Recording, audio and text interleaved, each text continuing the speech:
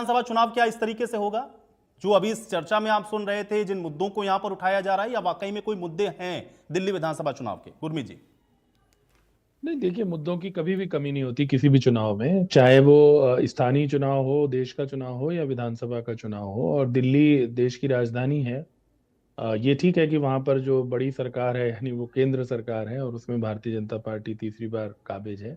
लेकिन उसी जगह पर एक छोटी सरकार है जिसमें लगातार आम आदमी पार्टी जीत रही है, और भारतीय जनता पार्टी 21वीं सदी में तो जीती नहीं। अभी तक 93 में आप जानते हैं कि संभवतः, अगर मैं गलत नहीं हूं, तो भारतीय जनता पार्टी ने चुनाव जीता। और तीन तीन मुख्यमंत्री भी बने, साहेब सिंह वर्मा बने, मदन लाल खुराना पहले बने, और फिर सुषमा जी बने। और फिर एक लंबा समय कांग्रेस ने वहां पर राज किया, शीला दीक्षित ने। और अब फिर काफी समय से, लगभग 3 चुनाव अगर हम कहें, तो आम आदमी पार्टी हम्म। जीती है, और 3 चुनाव जो है वो लगभग कांग्रेस जीती है। मतलब दोनों ने हैट्रिक बनाई है। तो भारतीय जनता पार्टी के लिए वहां एक बहुत सूखा चल रहा है। और मैं पहले भी ये बात आपको कहा कि लोकसभा चुनाव में भारतीय जनता पार्टी का प्रदर्शन अच्छा रहता है, लेकिन विधानसभा चुनाव में लोग, जो आम आदमी पार्टी, जो अब तो राष्ट्रीय दल भी बन गया, लेकिन उसका जो सारा उद्भव और विकास है वो दिल्ली में ही हुआ है। और आप जानते हैं कि अन्ना हजारे, जो आप कह रहे थे मुद्दा, तो अगर पहला मुद्दे की मैं बात करूं, हम्म। तो क्योंकि ये पार्टी जो है वो अन्ना हजारे का जो आंदोलन था उससे निकली। ये अलग बात है कि बाद में अरविंद केजरीवाल के बहुत सारे साथी भी उनसे अलग हो गए, योगेंद्र यादव हो, चाहे और हो, कुमार विश्वास हो, तमाम लोग हो। लेकिन और ये बात एक हद तक सही भी है कि जब पहली बार अरविंद केजरीवाल आए थे तो काफी इस तरह की खबरें आती थी कि लोग जो सरकारी दफ्तरों में पैसा मांगने से डरने लगे। लेकिन और कट्टर ईमानदार का वो शब्द भी प्रयोग करते थे हम्म। हमेशा अरविंद केजरीवाल। और उसके बाद, लेकिन जो ये वाला टेन्योर था, यानी जो पिछले 5 साल थे, वो उनके लिए काफी उथल पुथल भरे रहे, क्योंकि वो जो कट्टर ईमानदार वाला जो उनका सबसे बड़ा प्लान था, उस पे सेटबैक लगा। क्योंकि जो इंक्वायरी हुई, ये अलग बात है कि उन्होंने उस पे जो सत्तारूढ़ केंद्र में ईडी और सीबीआई और ये सब जो चलता रहता है, उस पे उन्होंने आरोप लगाया। लेकिन शराब घोटाला जो एक बड़ा हुआ, जिसमें ना सिर्फ उनको बल्कि उनके कई साथियों को, जिनमें विश्वस्त जो उनके सबसे साथी थे, यानी मनीष सिसोदिया, उप मुख्यमंत्री भी थे, उनको भी जेल में जाना पड़ा, और काफी लंबे समय उनको वहां बिताना पड़ा। लोकसभा चुनाव से पहले, आपको याद है, वो बाहर आए, फाइनली बेल हुई। और फिर अरविंद केजरीवाल लगातार 10 साल से अधिक से मुख्यमंत्री थे, लेकिन उन्होंने फिर अपनी कुर्सी छोड़ी एक स्ट्रेटेजी के तहत, आप कह लीजिए। अब अगर उनको सफलता मिल गई तो लोग कहेंगे मास्टर स्ट्रोक है, नहीं मिली तो फिर जीते को राम राम करते हैं सब लोग। तो अगर उन्होंने फिर आतिशी जी को मुख्यमंत्री बनाया, हम्म। और अब उनके लिए एक लिटमस टेस्ट जिसको बोलते हैं अंग्रेजी में, वो है, क्योंकि उन्होंने एक चुनौती ली है कि भाई मैं जनता की अदालत से पहले बरी होके आऊंगा। और सब लोग ये जानते हैं कि जैसे भरत जी ने खड़ाऊं रख के राज किया था, इस तरह की उपमाएं भी दी गई थी जब आतिशी जी बनी थी, कि अगर आम आदमी पार्टी को सफलता मिलती है तो आतिशी हटेंगी अब, और फिर अरविंद केजरीवाल ही मुख्यमंत्री बनेंगे। तो ये तो है आम आदमी पार्टी। अच्छा, दूसरा, आम आदमी पार्टी के लिए दिल्ली का जो गढ़ बचाना है, हम्म। वो बहुत महत्वपूर्ण है। क्योंकि आम आदमी पार्टी आज पंजाब में भी इलेक्शन बहुत बड़े मेजोरिटी से जीती है। हम्म। लेकिन वहां पर उनका जो 2 साल बाद उनको अब चुनाव फेस करना है, तो उसके लिए भी जरूरी है कि दिल्ली में उनका गढ़ बचे।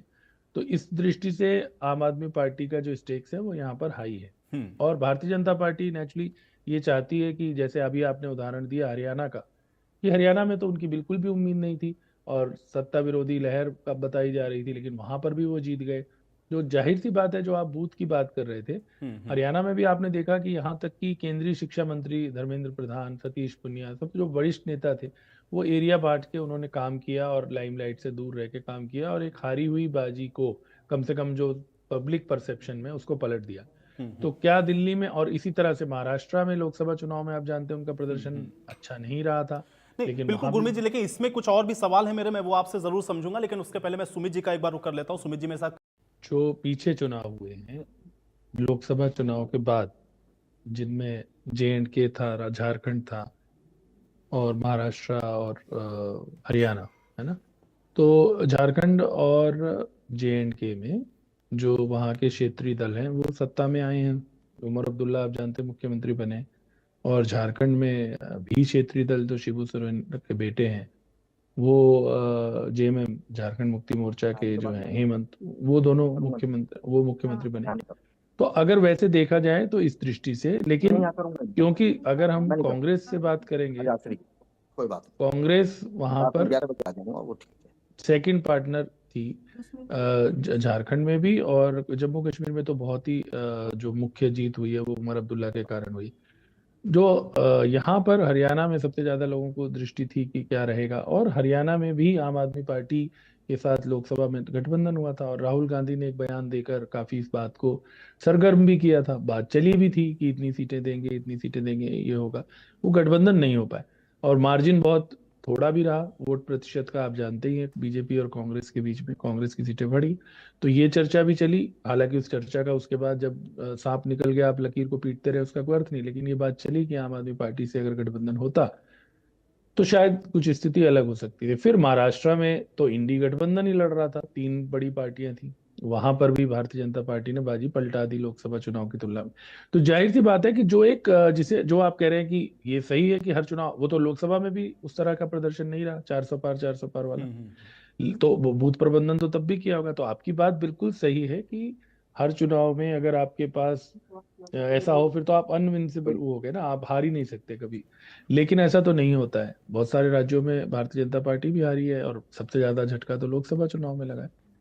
लेकिन अब जो मोमेंटम बना हुआ है, जो हरियाणा और महाराष्ट्र से खासतौर पे, उसके बाद भारतीय जनता पार्टी उसका लाभ उठाकर दिल्ली में भी जो एक बहुत बड़ा जैसे मैंने आपसे शुरू में पहले राउंड में भी कहा कि 93 में जो पहला चुनाव हुआ, बल्कि दिल्ली में मैं आपको बताऊं, उसमें भारतीय जनता पार्टी ही जीती थी, जब मदन लाल खुराना एक बड़ी मेजोरिटी के साथ आए थे। और उसके बाद फिर तीन तीन चुनाव जो हैं वो ये दोनों पार्टियां आपस में बांट चुकी। तो वो जो टर्न द टेबल जिसको हम बोलते हैं, वो करना चाहती है इस बार भारतीय जनता पार्टी। और उसमें उसको, इसमें कोई दो राय नहीं कि जो पिछले दिनों का घटनाक्रम है दिल्ली में, उसमें उनको उसका एक लगता है कि वो जो ये जो अब शीश महल की जो बात चल रही है, क्योंकि मैंने कहा ईमानदारी और सादगी और इन चीजों पर अरविंद केजरीवाल ने जोर तो दिया गुरमीत था। जी, आप लोग मानते बहुत हैं कि इस बार टफ है अरविंद केजरीवाल के लिए ये चुनाव? नेचुरली टफ, क्योंकि देखिए कोई भी चुनाव दोनों ही आसान नहीं होता, पार्टियां और ये कह जब रही हैं, क्योंकि कांग्रेस या जब भारतीय कोई, जनता पार्टी का भी मुकाबला तो आम देखिए आदमी पार्टी, क्योंकि जो सत्ताधारी पहली पार्टी बात उसी से है।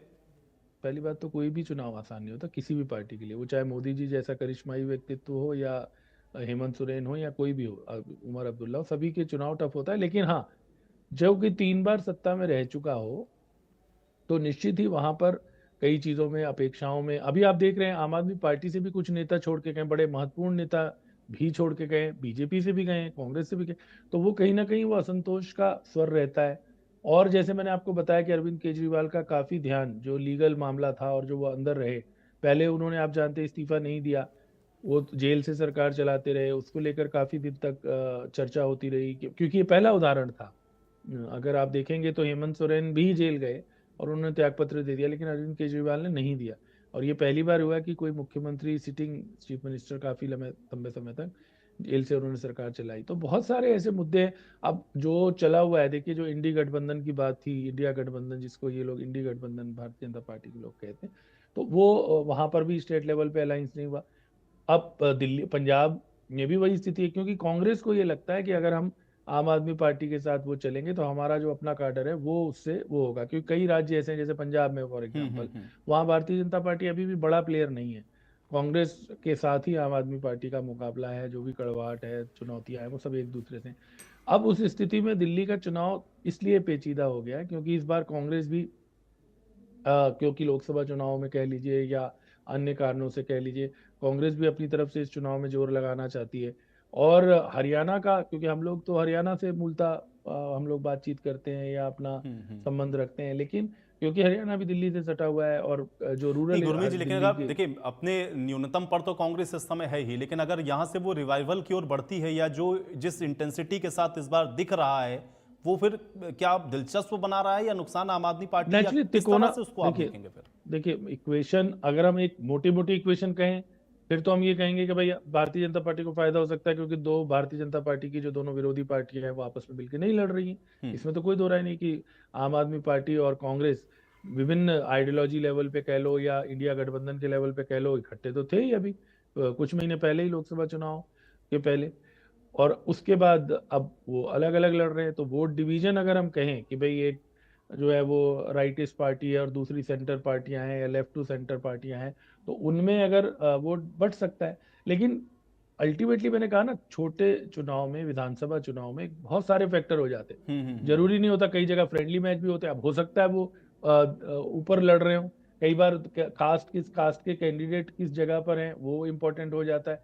बहुत सारी चीजें चुनाव में होती है। तो और अब तो देखिए, हरियाणा के चुनाव के बाद तो चाहे आप हो, चाहे मैं हूं, या कोई भी हो, मुझे लगता है, या हमारे इवन प्रवक्ता साथी हो, वो भी कोई भविष्यवाणी करने से पहले 10 बार जरूर सोचेंगे, क्योंकि वो बिल्कुल एक सही कह नया रहे हैं आप, मानदंड प्रिडिक्शन तो नहीं हो सकता। ठीक है,